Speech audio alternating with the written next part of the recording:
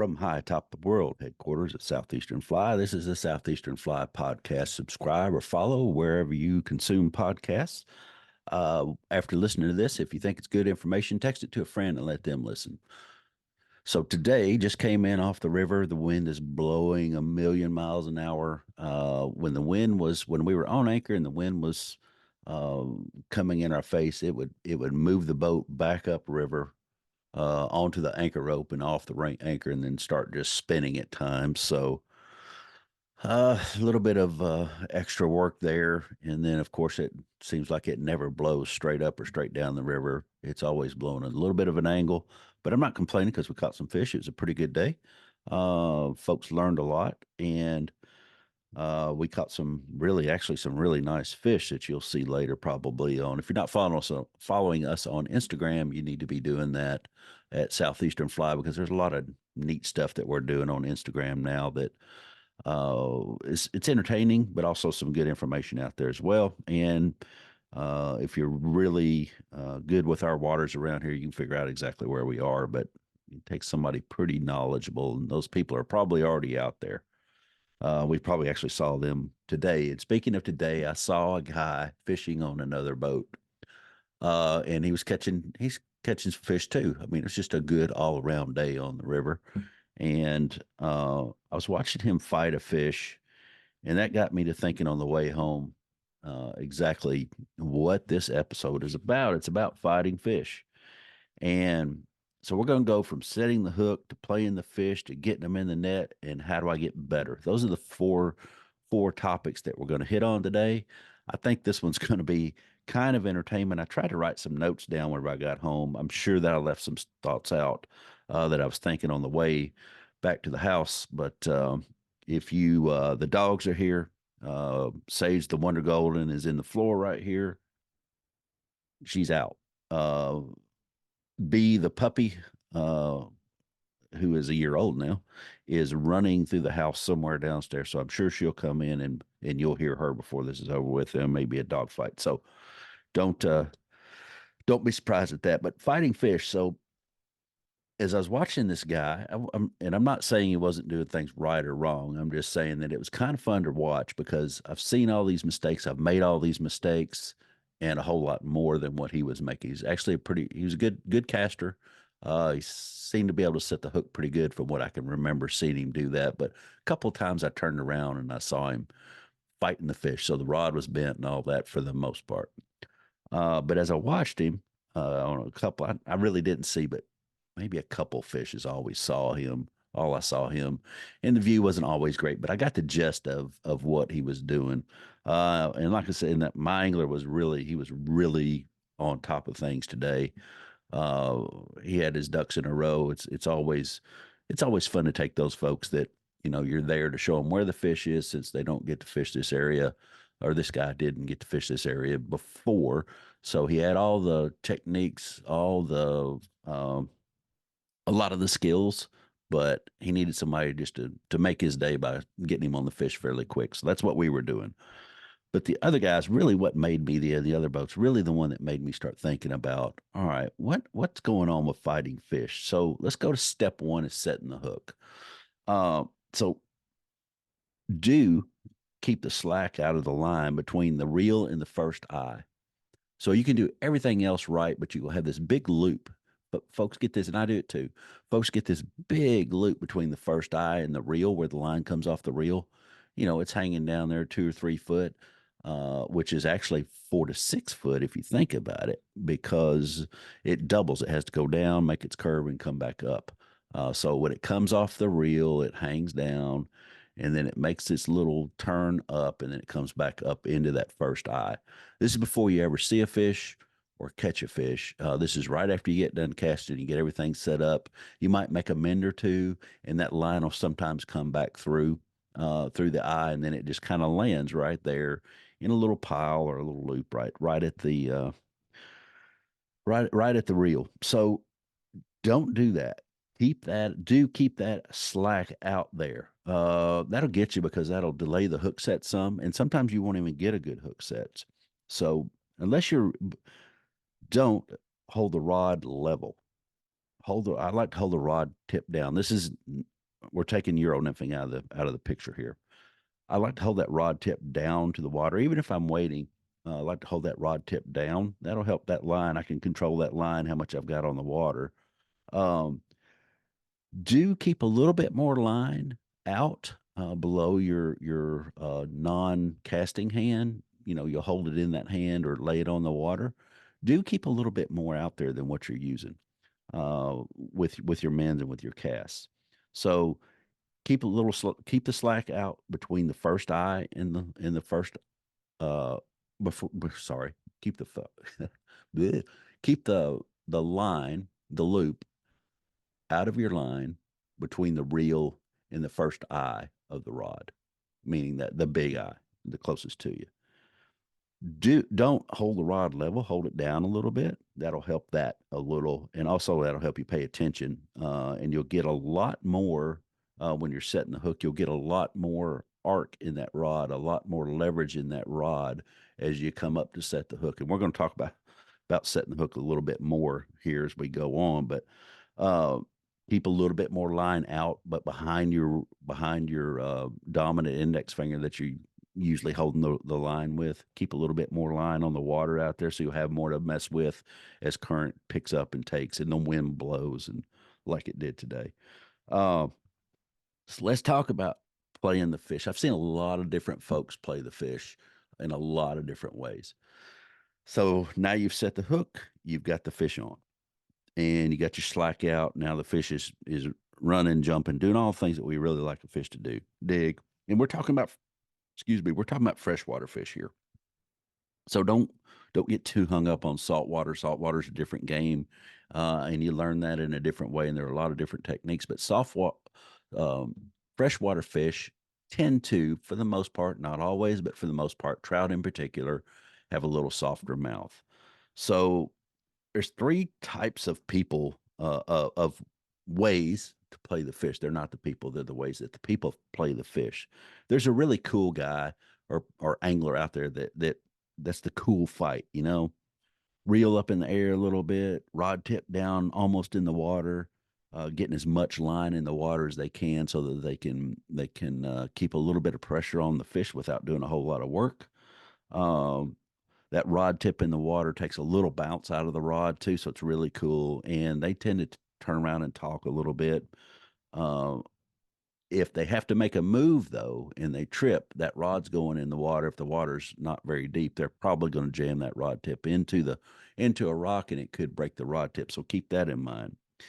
This cool fighter, this way is this is only for the cool people. Like I couldn't do this because I'm not cool like some of the other people are. I'm just, a trout nerd. But that's the way that the cool people do it. You know, you'll see them, they're waving their arms around, talking to people while they're catching fish. They got the rod tip down, so nothing's really going on. And then you got that airplane machine gun gunner. So this person, holds that rod vertical, almost straight up and down, and they hold it hands just above their belt, never getting above their chin, usually never getting above their waist, and they're fighting that fish with their wrist. They're turning left and right. Uh, they move the rod tip with their wrist. They don't come forward and back. They just move the rod tip with their wrist and they strip with their hands. The rod's almost straight up and down. It looks a little cool, but it's not as cool as the cool fighter guy. Um, they can move their body, twist on their wrist and that sort of, or twist on the wrist, twist on their waist. I'm having trouble getting my words out. Y'all have to excuse me. Twist on their waist so that they can twist with the fish. And then whenever they get the fish to the boat, a lot of times they just pull back on the rod tip and it kind of goes back behind them. That's when they can really get in trouble then. And I'll tell you a way to combat that in a little bit, but they really get in trouble then because they don't have anywhere to go but back. So they either had to take a step back, which just drags the line across, in our case, across the edge of the boat, and it'll pop off on one of the knots. If you've got a knot in there, a lot of times it'll pop the fish off. And on the oar lock, there's a little ring there that holds the oar lock on. It's actually under the boat, under the gunnel of the boat, hanging down just a little bit, and they'll get their line caught in there. So it looks pretty cool there, right up until the point that it's not really cool, and that fish gets tangled up in there. So I try to keep them, try to keep telling people hold the rod tip out, hold it away from your body, and that sort of thing. And that kind of cures it. But the best way that I've found is like a boxer. And if you fish with me before, and we've fished for any length of time, and we've talked about the way that you're fighting your fish, you'll hear me say, get in a boxer stance. So one foot kind of in front of the other, kind of like your feet. You can move left or right. You can move forward or back. You can lean forward or back. You can do whatever you need to do. If you're in the brace, you're going to lean forward back. But if you're waiting, you might have to take a step or two back. And it's easier to do that if you're in a fighter stance because you're already in an athletic stance. And that makes a difference whenever you have to make that move. When you have to start feeling around with your feet, your balance is a little better that way, especially wading. If you've got big rocks, I just talked to Mark on the Spring River yesterday, and he's talking about the big rocks. It's slick and that sort of thing. So I'm going to kind of marry that up to fighting fish. If you're in a boxer stance, your legs are spread a little bit more front to back and a little bit side to side. Your toes are pointed wherever your toes are pointed. Hopefully, your toes are not pointed in the same direction. Hopefully, you've got like your right foot out a little bit and your left front leading. Then, when you get ready to take a step, you're already in a good position. So that's your feet, and then your hands are in a boxer stance as well. So your dominant rod hand, we'll call it the rod hand. In my case, it's the right hand. So my rod hand, I've got it up, still below my chin. I've got my hands away from my body a little bit. They're not stuck straight out. They're not tight. They're right kind of in the middle, so I can move forward and back with those. I can twist on my waist, like we were talking about the airplane machine gun guy. I can twist on my waist there. I can move left and right pretty easy, and the rod will follow. So I've got that hand there. I've got another hand, my left hand. I've got another hand. I've got two hands. A little joke there, a little dad joke came in there. I've got my hands. I got my right hand up, still below my chin, but almost level with my chest. That's probably the best place to put it. And then I'm stripping with my non-rod hand. So I've got those apart. I've got I'm able to move my hands, move my shoulders. I'm able to react to the fish. And it doesn't matter too much what it does within reason. I mean, if it's a little fish and you set the hook, it turns its head, and once it gets its head turned and it's kind of running in a direction, it's going to keep on running. So if you set the hook, the head gets turned back to the boat. It's probably going to run under the boat because it was trying to run to start with, and you turn its head, and all it knows is get out of Dodge, and wherever Dodge is now changed, and they don't care. So it's good to be able to react to all those situations. Like I said, you're ready to take a step if you need to. You're ready to move left if you need to. You're ready to move right. I like to have that rod up. I say until you get your style down, whatever that style is, and everybody's got a little bit different style. Till you get that style down, I would say just just keep the rod tip um, above your eyeballs, right? So don't let that rod dip below your eyeballs until you get really comfortable. And we'll talk about how to get comfortable here in just a minute. But oh, the Amazon man has arrived. The dogs are going a little bit crazy. Um, so keep that rod tip kind of above your eyeballs, so that you'll be able to um, to to keep a little bend in the rod, a little bounce in the rod when the fish shakes its head. So some things to focus on there. So that's the three kinds of people that I've just noticed. The cool fighter, got the rod tip down, able to turn around, talk to his friends, her friends. Then you got the airplane machine gunner. He's moving left or right, or she's moving left or right, keeping that rod right there where you would a machine gun, kind of right below your chest. And then the boxer, which in my mind, the boxer is probably the most athletic piece, or athletic way to position your body to fight a fish. So stripping the fish into the net. So now you've hooked the fish, you've fought the fish. You've got it under control now. So stripping the fish into the net. And let's go back to my rod dominant hand, my right hand. Never, ever, ever move your stripping hand above your rod hand or your cork hand. Never move it above and reach above. Don't go above the reel and reach. Always pull from below where the line comes out. Now, it takes just a second to figure out what I'm talking about. So I see folks often, very often, new folks especially, they reach up above their rod hand and grab that line, the fly line, where it comes out of that first eye, the eye closest to the reel. They reach up there, they grab it, they let go with their index finger, and they pull all the way down to their almost like they're putting their hand in the pocket. And then the game is on, trying to get that line under that index finger so they can reach up there again and make that next pull at that eye and pull back down to their pocket. So what that does is what's going through your head then a lot of times is I need to make a big strip, a great big, the biggest strip I can possibly make. And if I make that strip, that's going to gain all that line. That fish is now coming toward me, so I'm trying to gain line. So I'm gonna make that big reach. I'm gonna grab that line up there with that eye where I'm comfortable. You know, it's coming out of that first big eye closest to the reel. I grab it where it's easy to get a hold of. But whenever you let go with that index finger, that's when the trouble starts, right at that very moment, because now you've separated your hands and you've separated that line from the rod. And now you've got to try to figure out, how do I get it back? Well, the first thing that you're going to do, since your hand is down by your pocket, the first thing you're going to try to do is move your right hand to that line where you can grip it with your index finger again as you're trying to fight this fish. That's I don't know how many times I've seen that. I know I did it whenever I started, and somewhere along the way, someone told me, "Don't reach up there. Don't ever reach past your hand that's on the cork. In my case, my right hand. Always reach right below it because that line is going to be hanging down there somewhere, and it'll be easy to get to." And you're going to pull on the wrong side every once in a while. You're going to pull the reel, pull line off the reel that you'll know right away. Okay, I don't need to do that. I need to go to the other line, and then you just need to strip. Now, what do I do whenever I have to let go and come back up? Well, it's easy. I just come back to my right hand, grab the line coming out of from underneath my right index finger, grab that with my left hand, and pull it down.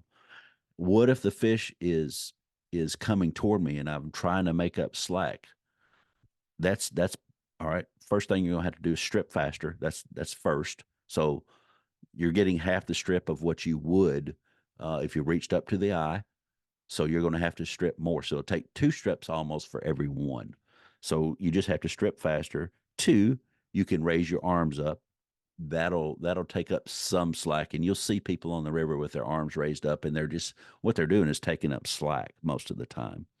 So those are the couple things there that'll help you. But don't ever, never, ever, ever, well, never say never, never say always. But I'm going to say never, and you'll know only when you need to do it. And I can't think of a good time to do it. But don't reach past your dominant hand to grab the line to strip. Always strip below your dominant hand.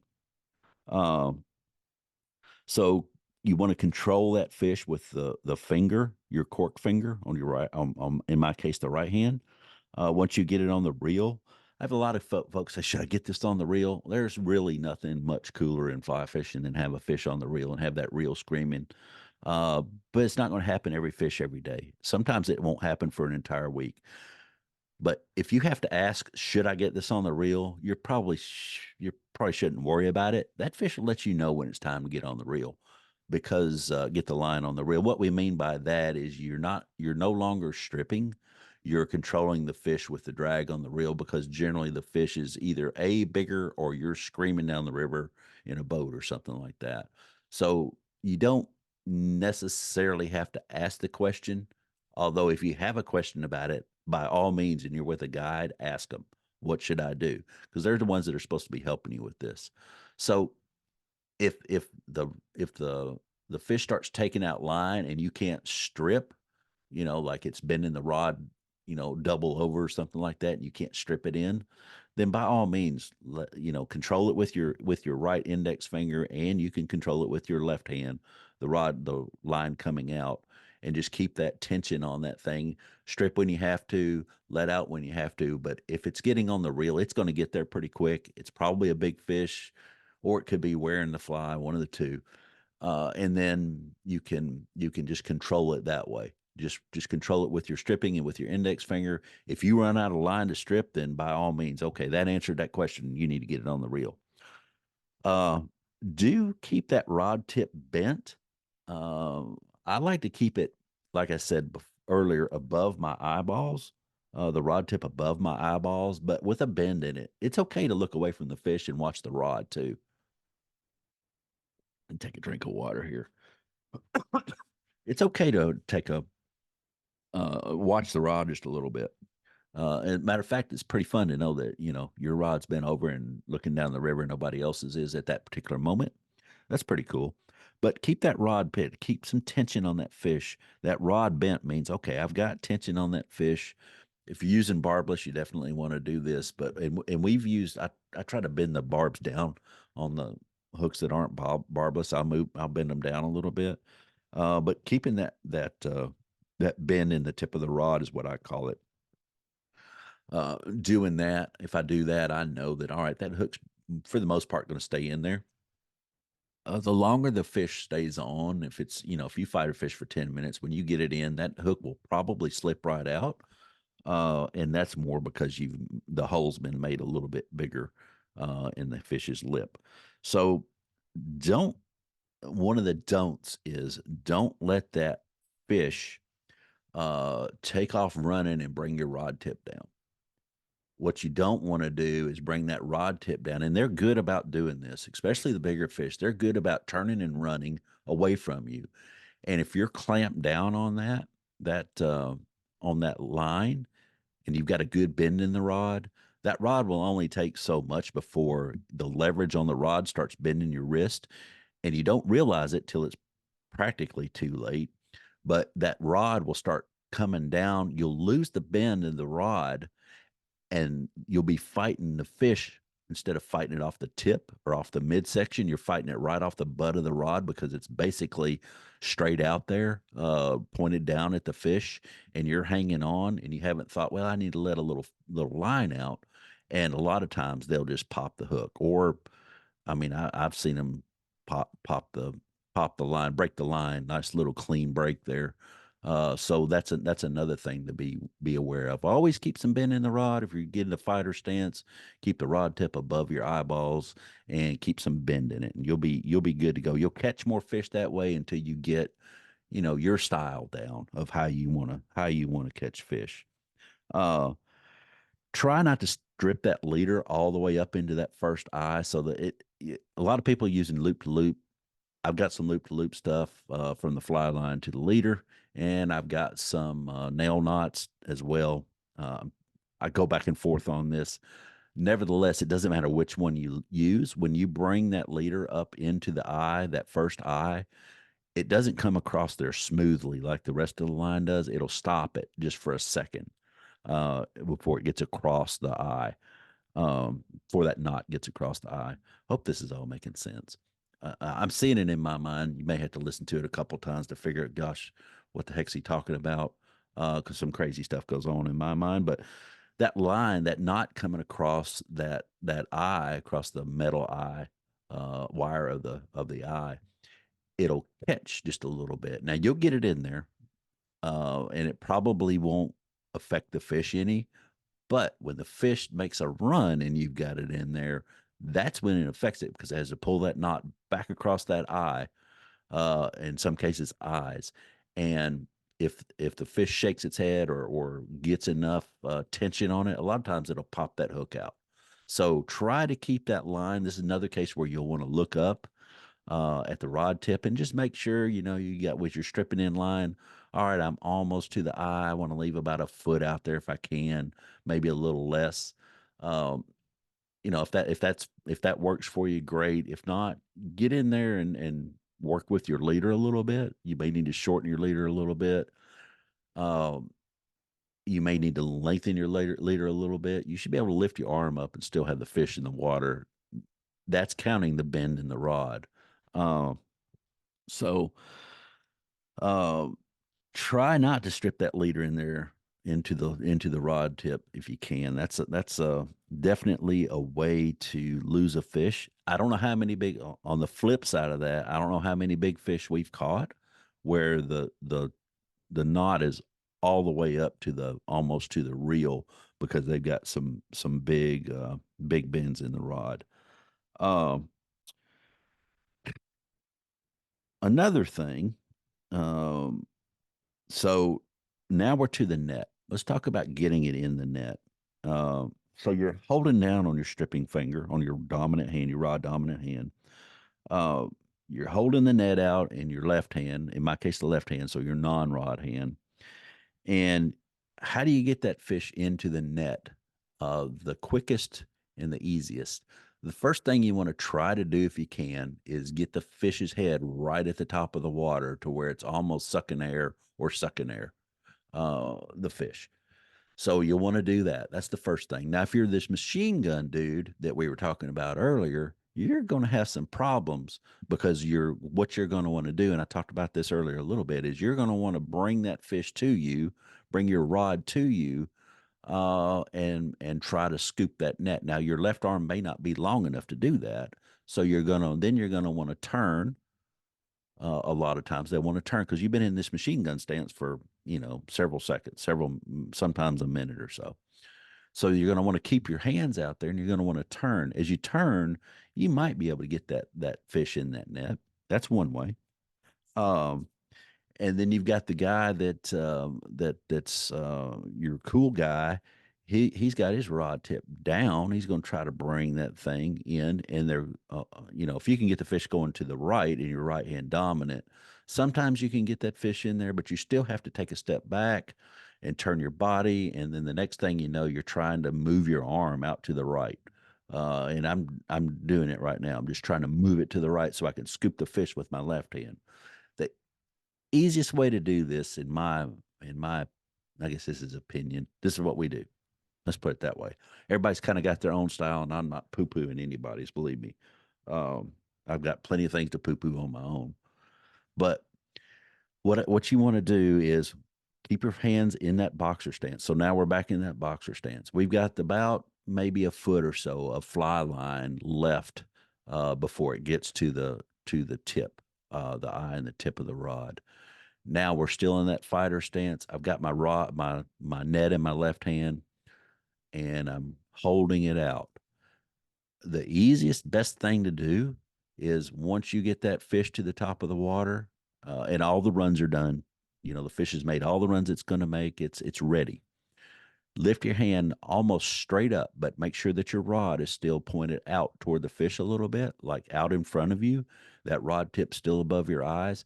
And I like to say Statue of Liberty. You move your arm straight up from where you are with the rod tip at a little bit of an angle so that the fish is still out in front of you. You don't want to come straight up and straight back because that's going to bring everything across your body, all those knots, all those everything in your line and your leader. If you have extra flies, you fishing two flies, a lot of times that'll get hooked on you.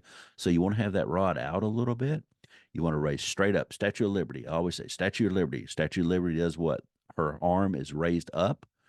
Now that light on top is straight up. You're going to want a little bit of bend in your wrist, so that rod tip is out a little bit, and then you'll be able to guide that fish right into the net just by turning your body or by moving your arm back a little bit, like a fighter would before he or she nowadays gets ready to throw a punch. So that's you might have to think about that. It's easier to show you, but once you see it and once you get it, you'll understand why you start off in that fighter stance. It's an athletic stance. It's where you kind of want to be, and you can work off of that uh, fighter stance in everything in your hook set. That you'll be ready for the hook set because it's an athletic stance. You'll be ready for the fight because you can twist and move and up and down and in and out. Then you're ready to Statue of Liberty. Once you're in the Statue of Liberty, you're pretty much, if that fish's head is up above the water a little bit, you're pretty much just going to slide that fish right in the net. It's going to be pretty cool. You're going to look like you really know what you're doing, which is really cool. So those are kind of the tips.